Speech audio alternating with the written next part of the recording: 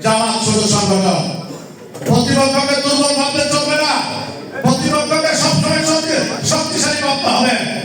জামাত যে কর্মকাণ্ড ইত্যাদি আমরা পরিলক্ষিত করেছি,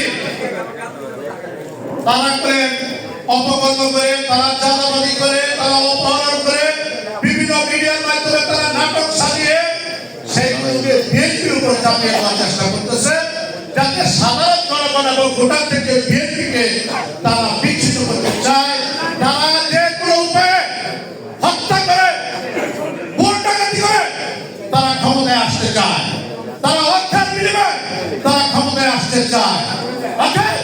বিএনপির সকল নেতা কর্মীকে আমি আজকে বলতে চাই, আপনারা সকল ঐক্যবদ্ধ থেকে, ঐক্যের কোনো বিকল্প নাই, ঐক্য এনে দিতে পারে বিজয়।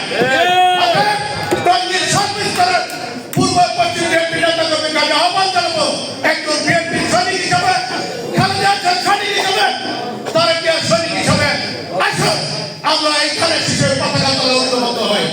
আমি রনি বুঝি না, আমি হাসান বুঝি না, আমি সুমন বুঝি না, আমি বুঝি জানেন সিং, আমি বুঝি বিএনপি, আমি বুঝি খালেদা জিয়া, আমি বুঝি তারেক রহমান। এরপরে কোনো আমাদের কথা নাই। ব্যক্তিগত সম্পর্ক থাকতে পারে, দল করে দিদি যাবে, কখনো দল ক্ষমতায় ছিল, কখনো বিরোধী দলে ছিল, কিন্তু আমরা যখন সরকারে ছিলাম এই ফ্যাসিস্ট আওয়ামী লীগের মতো আচরণ বিএনপি করে নাই।